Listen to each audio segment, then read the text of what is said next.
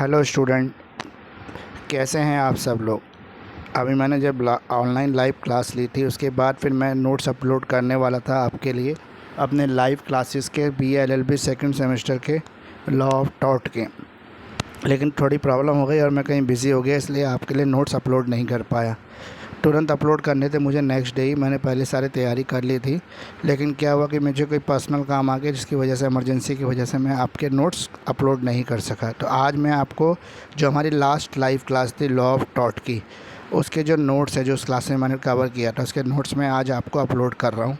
तो आप इस नोट्स को ध्यानपूर्वक कर लें और जितने क्वेश्चन मैंने आपको बताए हैं इस वीडियो में लॉ ऑफ टॉट के यूनिट 1 के, तो ये जो सब्जेक्ट है इसका नाम है हमारा law of taught and consumer protection act. ये BA-LLB सेकंड सेमेस्टर का सब्जेक्ट है और काफ़ी इम्पॉर्टेंट सब्जेक्ट है और पहला लॉ का सब्जेक्ट भी है BA-LLB के बच्चों के लिए, तो काफ़ी ध्यानपूर्वक करने की चीज़ है। तो आइए शुरू करते हैं वीडियो। तो आप सबका स्वागत है मेरे educational channel educator of Delhi में। मेरा नाम मुकेश किरार है। हम यहाँ पर BA-LLB से जुड़े हुए लेक्चर कवर करते हैं। तो इसी से सीरीज़ में हमारा जो सेकंड सेमेस्टर चल रहा है BA-LLB का, उसका आज जो हम लेक्चर लेके आए हैं वो लॉ ऑफ टॉट का है, law of torts and consumer protection act. तो जो इसके इम्पॉर्टेंट क्वेश्चन है यूनिट 1 के, पहले वो देख लेते हैं जो यूनिट 1 के सिलेबस को कवर करते हैं।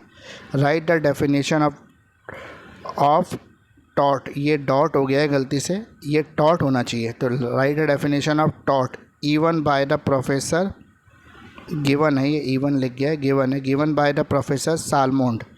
तो प्रोफेसर सालमोंड ने जो डेफिनेशन दी है टॉट की वो बताई है। Explain the injuria sine damnum, injuria sine damnum क्या है। All person have the capacity to sue and be sue in the टॉट, टॉट के अंदर सभी को केस करने की कैपेसिटी है और सभी पर केस होने की भी कैपेसिटी है।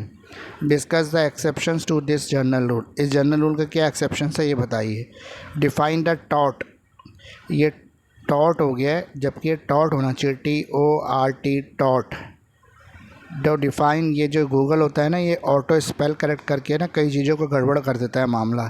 और मैंने जब नोट्स बना रहा था तो रात के समय बना रहा था, मैंने भी इतना ध्यान नहीं दिया, तो अभी मैं देख रहा हूँ तो काफ़ी चीज़ों की स्पेलिंग जो है इसने लापरवाही से गलत कर दी है। थोड़ा ध्यानपूर्वक देख लें। क्वेश्चन नंबर 4 जो है वो डिफ़ाइन टॉट है and explain it's essential elements. Taught मतलब TORT taught. Define the negligence and right it's essential element with the help of important cases. तो नेग्लिजेंस क्या है, लापरवाही क्या है, कुछ स्पेशल एलिमेंट क्या क्या हैं इसके एसेंशियल एलिमेंट, और ये इसके डेफिनेशन आपको कुछ केसेस से, कुछ ऐसे केसेस की डेफिनेशन, कुछ ऐसे केसेस का रेफरेंस देना है जो नेग्लिजेंस के केसेस हैं और लॉ ऑफ टॉट में कवर्ड होते हैं। तो शुरू करते हैं हम लोग। अभी ये रह गया है distinguish between the taught and the crime. ये क्वेश्चन नंबर 6 है, distinguish between taught and the crime, crime और टॉट के बीच में क्या डिफरेंस है। क्वेश्चन नंबर 7 है, explain and illustrate the maximum damnum sine injuria. Maxim ने जो डेफिनेशन दी है, मैक्सिम साइंटिस्ट, मैक्सिम एक रिसर्चर का नाम है, उसने जो डेफिनेशन दी है डैमनम शिने इंजूरिया, उसके बारे में बताइए आप। Differentiate between the damnum sine injuria and injuria sine damnum, damnum sine injuria और इंजूरिया सिने डैमनम में क्या डिफरेंस है ये बताना है। डेफिनेशन ऑफ द टॉट बाय द सालमोंड, सालमोंड के अकॉर्डिंग टॉट की डेफिनेशन बताइए। टॉट इज़ अ सिविल रॉन्ग, पहला जो हमारा क्वेश्चन था इंपॉर्टेंट क्वेश्चन के अंदर यूनिट 1 का, वो पहला क्वेश्चन ये था कि डेफिनेशन सालमोंड की क्या है, तो वो हम कवर कर रहे हैं उसका answer. Tort is a civil wrong for which remedy in a common law action for unliquidated damages and which is not exclusive breach of contract or breach of trust or other merely equitable obligations। Tort जो है वो एक समझने की चीज़ है, वो एक civil wrong है, वो एक क्रिमिनल रॉन्ग नहीं है, वो एक सिविल रॉन्ग है। For which remedy in the common law, जहाँ पे कॉमन लॉ के अंदर रेमेडी अवेलेबल है। और अनलिक्विफाइड डैमेजेस, यानी कि डैमेजेस तो हुई हैं लेकिन उसको डिफ़ाइन करना या उसकी मॉनेटरी वैल्यू लगाना आसान नहीं है, तो वहाँ पे अनलिक्विडिफाइड डैमेजेस हैं। Which is not exclusive breach of contract, जो एक्सक्लूसिवली ब्रीच ऑफ कॉन्ट्रैक्ट भी नहीं है। ये नहीं है कि 2 लोगों ने कॉन्ट्रैक्ट किया किसी चीज़ को सेल और परचेज़ करने का और एक आदमी ने अपनी ड्यूटी पूरी नहीं की तो वो लॉ ऑफ टॉट के अंदर कवर्ड होगा, ऐसा नहीं है। ब्रीच ऑफ कॉन्ट्रैक्ट इसके अंदर नहीं आता है। ब्रीच ऑफ ट्रस्ट भी इसके अंदर नहीं आता है। अदर मेयरली इक्विटेबल ऑब्लिगेशंस, उसके जैसी और चीज़ें इसके अंदर कवर्ड होती हैं। फॉर एग्ज़ाम्पल कि मान लो कि ए ने बी के लिए कुछ कह दिया पब्लिक में कि बी जो है फला व्यक्ति जो है वो उसका व्यवहार अच्छा नहीं है, वो बढ़िया आदमी नहीं है, वो गलत व्यक्ति है। और ये बात डी ने सुन ली। जब बी ने सी से कहा तो डी ने इस बात को सुन लिया ए के बारे में, और डी ने जाके ई को बता दिया। तो ये बात जब फैलने लगी तो इससे इस रिस्पेक्ट जो थी, इमेज जो थी, वो हार्म होने लगी। किसकी हार्म होने लगी? ए की इमेज हार्म होने लगी, ए की इमेज को नुकसान पहुंचने लगा। तो ए ने क्या किया, जैसे ए को पता लगा कि बी ने ऐसी बात उसके खिलाफ़ कही है तो उसने तुरंत टॉर्ट का केस डाल दिया बी के ऊपर। क्यों? क्योंकि उसने उसकी सोशल रिस्पेक्ट, जो उसकी सोशल इमेज है, उसको अटैक किया, उसको हार्म पहुंचाने की कोशिश की है। तो लॉ ऑफ टॉर्ट में ऐसे ही केसेस आते हैं। मतलब जो भी केस कहीं किसी एक्ट में कवर नहीं होता वो लॉ ऑफ टॉर्ट में कवर हो जाता है। जो जहाँ कवर नहीं होता वो कहाँ कवर होता है? वो लॉ ऑफ टॉर्ट में कवर होता है। और दूसरी बात मैं आपको एक चीज़ और बता दूँ, लॉ ऑफ टॉर्ट जो है, टॉर्ट का जो लॉ है वो कहीं पर भी लिखा नहीं है। ये पहला ऐसा लॉ है जिसकी कोई बेयर एक्ट नहीं आती, इसकी कोई सेक्शन नहीं है, कोई धाराएं नहीं। ये लीडिंग केसेस के ऊपर डिपेंड करता है। जब तक केसेस आए हैं कोर्ट में, उन केसेस के अंदर जो डिसीजन आए हैं उन डिसीजन को बेस कर ये होता है। जैसे मानहानि का मुकदमा कहते हैं ना, कि केजरीवाल ने मानहानि का मुकदमा कर दिया मोदी के ऊपर, या किसी आम आदमी पार्टी के वॉलंटियर ने, किसी विधायक ने, एमएलए ने मोदी के अगेंस्ट कुछ बोला तो उसके खिलाफ़ केस हो गया, या किसी के खिलाफ़ कुछ बोला तो केस हो गया। तो ऐसी चीज़ें जो होती हैं ये सब आती हैं मानहानि के अंदर, यानी कि टॉर्ट के अंदर कवर हो जाती हैं। तो अगली डेफिनेशन देख लेते हैं। अगली डेफिनेशन है अकॉर्डिंग टू रतन लाल के अकॉर्डिंग टॉर्ट की definition: tort is a civil wrong independent of breach of contract for which the appropriate remedy is an action for unliquidated damages. Tort जो है वो सिविल रॉन्ग है, independent of the breach of contract, ये breach of contract से अलग है। For which the appropriate remedy is an action for unliquidated damages, यहाँ पर ऐसा ही एक्शन कोर्ट लेती है, यानी कि लीगल स्टेप लिया जाता है जहाँ पे अनलिक्विडेटेड डैमेजेस है, यानी कि डैमेजेस तो हैं लेकिन इनको मॉनेटरी वैल्यू में निकालना मुश्किल है, यानी कि उनको ये पता लगाना है कितने पैसे की डैमेजेस हुई हैं, ये कठिन काम है। ये बताया रतनलाल ने। अब अकॉर्डिंग टू विनफील्ड, जो 3 साइंटिस्ट हैं इन्हीं की डेफिनेशन रेगुलर जो है आपसे 4 मार्कर क्वेश्चन में सेक्शन ए में पूछी जाती है: सालमोन, रतनलाल और विनफील्ड। इसलिए मैंने तीनों की कवर कर दी है, तो किसी की भी आएगी तो आप इजीली लिख पाओगे। Tortious liability arises from breach of duty primary fix by the law. तो टॉर्टोशियस लाइबिलिटी वो लाइबिलिटी है, टॉर्ट की लाइबिलिटी वो लाइबिलिटी है जो ब्रीच ऑफ ड्यूटी, जो किसी ने अपनी ड्यूटी पूरी करने से ब्रीच किया हो, यानी कि धोखा दिया हो, तो वहाँ पर ये फिक्स होती है लॉ के द्वारा, यानी कि ये अपने आप नहीं होती, इसको कानून जो होता है, कोड जो होता है, लॉ जो होता है वो फिक्स करता है। अब legal duty is to what the person generally.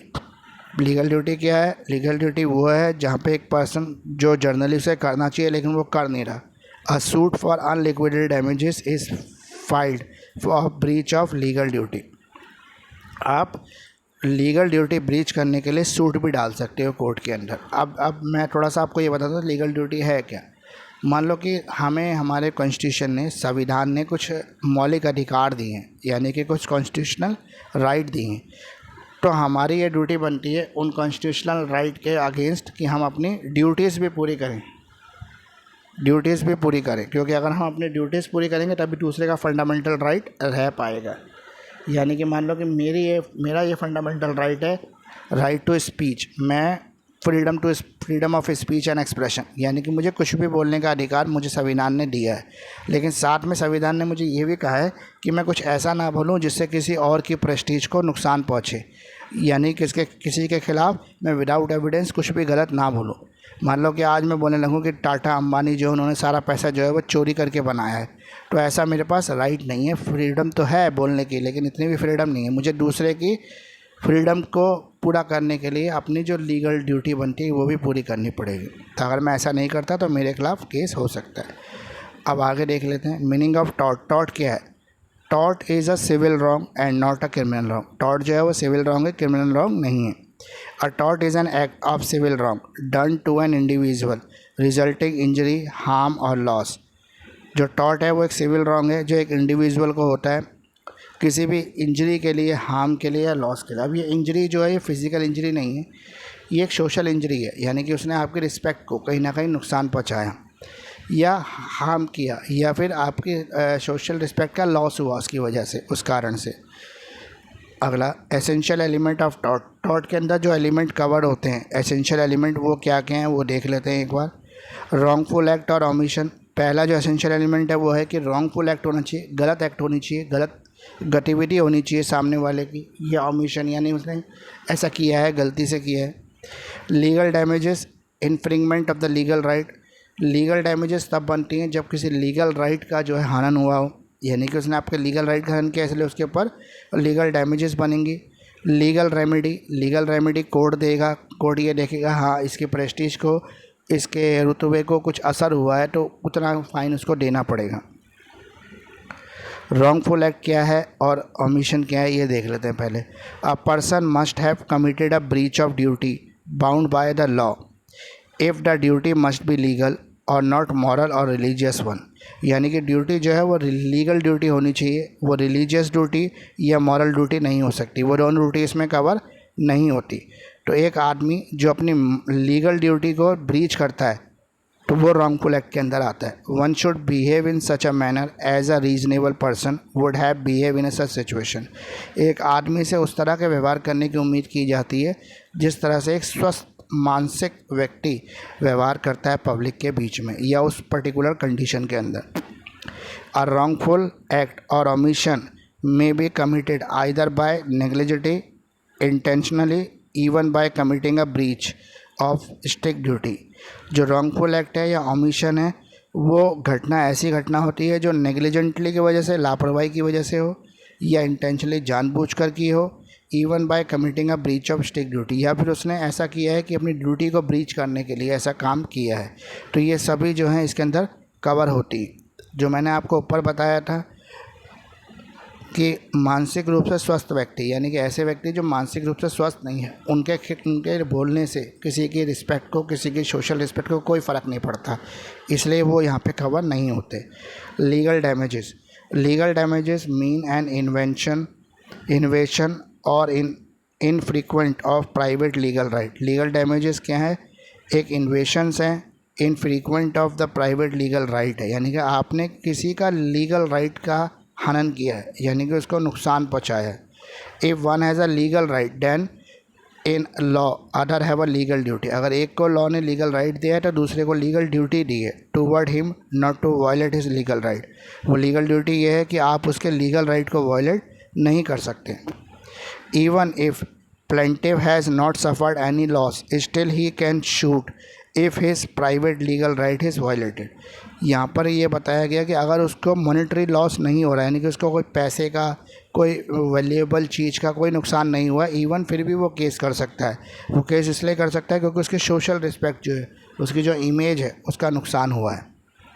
तो पीछे मैंने आपको जो मानसिक स्वास्थ्य बताया था उसमें ये भी हो सकता है कि मान लो एक व्यक्ति है जिसको शाम होते ही, मान लो शाम को 6 बजे से लेकर 12-10 बजे तक उसका दिमाग जो है वो इंसेंस हो जाता है, यानी कि वो अपना मानसिक संतुलन खो देता है शाम होते ही, सूरज डूबते के साथ ही, और फिर बाद में वो ठीक हो जाता है।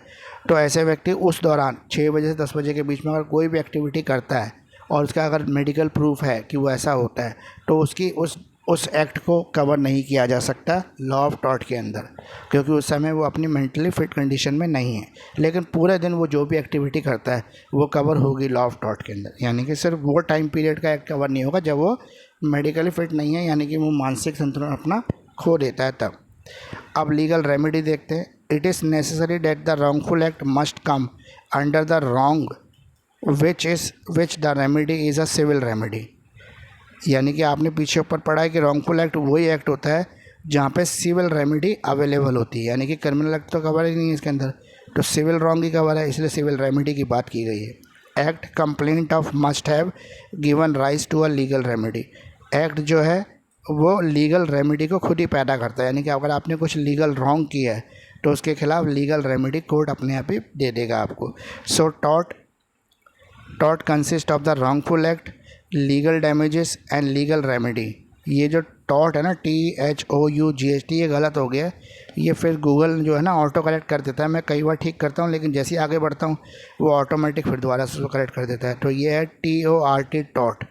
So tort consists of wrongful act, legal damages and legal remedy. In any situation there is absence of any all of them, it can said to be a tort. ये फिर से टॉट हो गया है, लेकिन ये टॉट होना चाहिए। हैज़ नॉट बीन कमिटेड, यानी कि टॉट के केसेस में इन सब चीज़ों को कवर किया जा सकता है, और इनके लिए जो भी रेमेडी कोर्ट फिक्स करता है, लीगल अथॉरिटी फिक्स करती है, वो लीगल रेमेडी के अंदर कवर होती है। Where there is a legal right there is a remedy, जहाँ पर भी लीगल राइट है वहाँ पे लीगल रेमेडी होगी। टॉर्टियस लाइबिलिटी क्या होती है? Duty of care, breach of duty plus damages, ये सब मिला देते तो क्या बन जाता है? टॉर्टियस लाइबिलिटी बन जाता है। और डैमेजेस में आता है आपका कॉशंस एंड रिमोटनेस, यानी कि आपके जानबूझ के या अनजाने में जो भी आपने किया है वो। तो इसी के साथ हमारा ये टॉपिक जो यूनिट 1 का मैंने आधा जितना लाइव क्लासेस में कवर किया था उतने नोट्स मैंने आपको दे दिए हैं। इन नोट्स को आप ध्यानपूर्वक नोट कर लेना और इसी हिसाब से पढ़ना शुरू कर देना। इसमें जो मैंने 7 क्वेश्चन इंपॉर्टेंट बताए हैं यूनिट 1 के, वो मोर देन सफिशेंट क्वेश्चन है, उनको तैयार कर लेना, आपके अच्छे मार्क्स आएंगे, ऐसा मेरी उम्मीद है। तो जिन्होंने भी मेरे चैनल को अभी तक सब्सक्राइब नहीं किया है वो प्लीज़ सब्सक्राइब कर दें और अपने सभी जानने वाले दोस्तों को शेयर भी कर दें, ताकि सभी बच्चे इसका फ़ायदा उठा पाएँ। तो डोंट फॉरगेट टू सब्सक्राइब। अभी सब्सक्राइब जिन्होंने भी नहीं किया है वो कर लें प्लीज़, और बेल नोटिफिकेशन को भी दबा दें, ताकि आपको मेरे नए नए वीडियो का तुरंत नोटिफिकेशन मिले और आप देख पाएँ, मिस ना करें। तो थैंक्स फॉर वॉचिंग, आपने इतना समय दिया मेरे चैनल को, एजुकेटर ऑफ दिल्ली को, मुझे सुनने के लिए, मुकेश किरार को सुनने के लिए। तो आपके कमेंट जो है वो हमें काफ़ी मोटिवेट करते हैं वीडियो बनाने के लिए, तो आप रेगुलर कमेंट करते रहें, क्योंकि आपके कमेंट से ही हमें मोटिवेशन मिलता है और हम नए नए वीडियो बनाते हैं। आपको किसी भी सब्जेक्ट पे, टॉपिक पे वीडियो चाहिए या कुछ और सब्जेक्ट के नोट्स चाहिए, तो आप मुझे मेरे इंस्टाग्राम ID पर, मेरे फेसबुक पेज पर एजुकेटर ऑफ दिल्ली के नाम से सर्च कर सकते हैं और वहाँ पर भी मुझे रिक्वेस्ट भेज सकते हैं, तो मैं आपको नोट्स प्रोवाइड करा दूँगा। तो जिन्होंने भी अभी सब्सक्राइब नहीं किया अपने फ्रेंड्स से और ख़ुद भी सब्सक्राइब कर लें, शेयर करें अपने सभी व्हाट्सएप ग्रुप में, जितने भी आपके कॉलेजेस के ग्रुप हैं उनमें सब में शेयर कर दें। इसी तरह से एजुकेशनल वीडियो BL भी जुड़ी आपके बीच में आती रहेंगी, ताकि हमें मदद मिले, हम लोग ग्रो कर सकें। काफ़ी हमारा चैनल पहले से ग्रो किया है, अब हमारे 650 के आसपास सब्सक्राइबर हो चुके हैं और जल्दी ही हमें 1 के सब्सक्राइबर पूरे करने हैं और यहीं रुकना नहीं है, आगे तक जाना है। तो thanks friends. Next live classes का नोटिफिकेशन मैं जल्दी ही कम्युनिटी पोस्ट के थ्रू आप तक शेयर कर दूंगा। Thank you friends.